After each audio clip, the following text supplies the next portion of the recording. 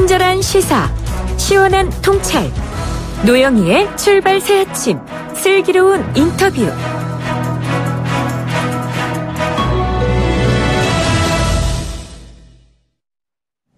어제 오전에 이낙연 국무총리와 아베 총리가 만났죠. 10여 분으로 예정돼 있던 면담이 21분으로 길어졌지만 여전히 짧은 시간을 맞습니다.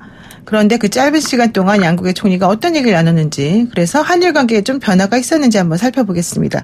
이영채 게이센 여학원 대학 교수 전화로 연결됐습니다. 교수님 안녕하세요. 네, 안녕하세요. 네, 일단 양국이 대화와 협력의 필요성에 공감했다, 이런 부분은 긍정적이다, 이렇게 지금 평가를 우리 쪽에서 하고 있긴 합니다만은, 또 이게 그게 어쨌다는 거냐, 이거 원론 확인 차원 아니냐, 이런 얘기 있거든요. 교수님 어떻게 보십니까?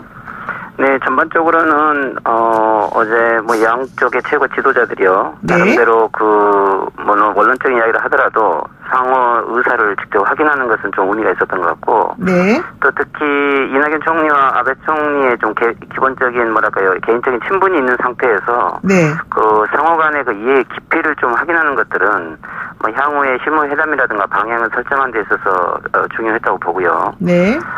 특히 이번에 이낙연 총리가 그 아베 수상과 회담만이 아니고 와 있는 기간에 이 경제 관계자들을 만난다든지 한일 의원연맹 관계자들과 협의도 했었고, 특히 이수연 씨라고 한일 간에 이렇게 시모쿠보 역에서 희생된 그분의 자리에 가서 추도하는 모습도 보였는데, 네네. 일본인들의 국내 여론에 대해서 조금 많은 호의적인 방향으로 이끄는데 역할을 하신 것 같습니다.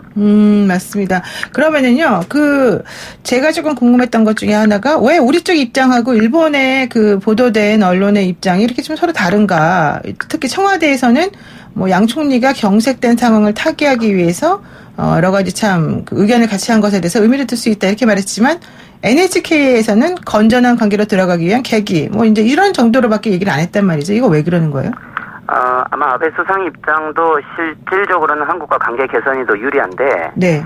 일본에서 지금 아베 수상이 이번에 시간도 짧게 하고, 또 어떻게 보면은 사진이라든가 회담 중에 절대 웃는 모습을 보이지 않았거든요. 그렇죠. 그래서 이제 일본의 국민의 여론을 의식하면서 자신의 단호한 입장을 보여주겠다는 이런 뜻을 표현한 건 사실이죠. 네. 예, 하지만 지금 현재 일본이 태풍 피해라든지, 또 그리고 소비세 인상이라든지, 그리고 한일 간의 무역 악화로 오히려 이게 무역 적자가 확대되고 있는 상황을 보면 전반적으로는 아베 수상 입장에서 오히려 한국이 양보를 해서 훨씬 더 일본이 움직이기 쉬운 좀 이런 방향을 설정해주기를 원하는 건데, 그런 의미에서 이 한일 간의 관계는 오히려 65년 이 한일 협정으로 다 해결됐다. 즉 이것이 어떻게 보면은 한일 간에는 건전한 관계다, 이 입장을 계속 고수하려고 하는 거죠. 그렇지만 그렇군요. 한국 입장에서는 이낙연 총리까지 이게 방문을 시켰고, 또 아주 호의적인 입장으로 이낙연 총리가 대했기 때문에 한국이 취할 수 있는 최대한의 입장은 저는 취했다고 보고요.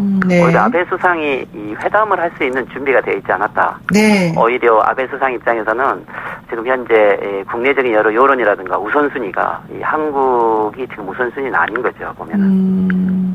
그러니까 제가 느끼기에는 이제 이낙연 총리나 우리 쪽에서는 좀 그래도 진정성 있게 이 문제 해결을 위해서 좀 뭔가 시도해보겠다라는 의지를 가지고서 이 자리에 임한 건데, 아베는 사실 그런 의지보다도 일단 한국에서 우리한테 먼저 대화를 요청한다, 이거를 자기네 국민에게 보여주고, 또 그럼에도 불구하고 우리는 끝까지 이 강제징용 문제 관련해서 이러이러한 식의 의사를 가지고 있으니까 한국이 잘못했다라고 하는 거를 좀 공식화해서 보여주겠다, 혹시 이런 의도를 가지고 어제 그 회담에 임한 건 아닌가 좀 생각이 들거든요.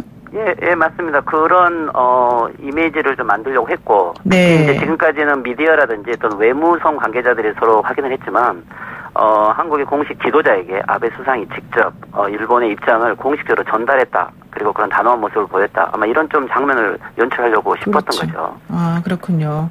어쨌든 그럼 좋습니다. 일본은 그렇다고 치고 일본이 그렇게 할 거라는 것도 어느 정도 예상은 한 상황이었는데, 결국 중요한 거는 이 문제를 해결해야 된다는 건데요.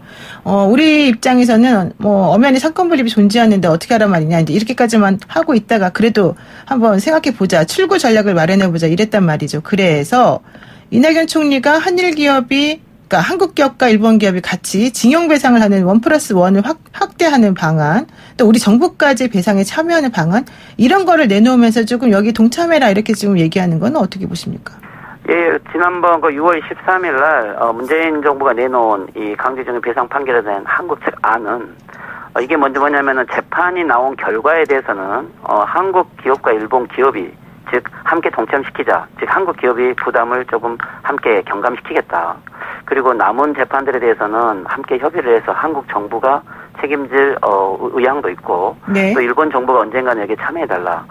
이것들은 일본 정부가 충분히 받아들일 수 있는 출구 전략이거든요. 이거 자체가. 네. 그런데 일본 정부가 이 문제의 본질은 원래 아베 정권이 등장하기 전에 일본 기업들은 벌써 이 민간인 이 당사자들에게 배상할 의향도 있었고 또 그것들도 준비를 해왔고요. 2000년 초에 이미 신일철은 한 번 이 배상을 했던 경험이 있거든요. 네네. 그렇지만 이제 이것 자체를 아베 수상이 지금 다 일체 교섭을 금지시키고 있는 것이 문제의 본질이고 네. 또 한 가지는 이게 한국이 강제징용 배상 판결이 원인이 아니고 일본이 근본적인 65년의 식민지 배상 판결에 미흡한 점이 있다는 것을 인정하지 않는 것이 이게 근본적인 그렇죠. 문제이기 때문에 한국 측의 안은 충분한 출구 전략으로 의미가 있기 때문에 어떻게 보면 이것을 어떻게 외교적인 전략으로 협상 테이블로 일본을 끌어낼 것인가 아마 이런 부분들이 좀 중요할 것 같아요. 아, 그렇군요. 교수님 짧게 하나만 여쭐게요. 오늘 그 한국에서 학술회의가 열리지 않습니까? 일제강점기 농장 개발의 실상과 허구 뭐 이런 주제를 다룬다고 얘기 들었는데 그게 뭡니까? 아, 예, 제가 어제 좀 한국에 들어와서 지금 경상남도 진영에 와 있는데요. 네네. 원래 이 경상남도 이 진영 일대는 즉 구 진영역 일대가 이 낙동강이 범람한 지역을 일본의 신흥 재벌이 무라이라고 하는 신흥 재벌이 들어와서 네. 이 지역에 농장을 개척했죠.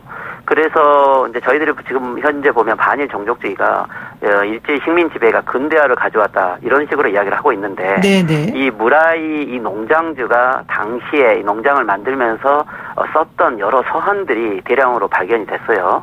그것들을 조금 분석을 해봤더니 자기가 이 조선의 민중이라든가 그 지역의 근대화를 위해서 이것을 하고 있는 게 아니고 나 자신의 경영과 이익을 위해서 철저하게 하고 있다라고 스스로 이것을 고백을 하고 그렇게 정리를 하고 있어요. 그리고 특히 당시에 썼던 이 종자들을 보니까 일본에서 가져온 외래 종자는 거의 다 죽고 조선의 종자가 훨씬 생명력이 있더라. 네. 즉 이것은 뭘 이야기하냐면 외부에서 가져온 근대화가 그 지역에 전혀 도움이 되지 않았고 오히려 그 지역의 민중의 생활이 훨씬 더 생명력이 있다라는 것을 농장주 스스로가 고백을 하고 있고 정리를 하고 있는 거죠. 네, 그렇군요.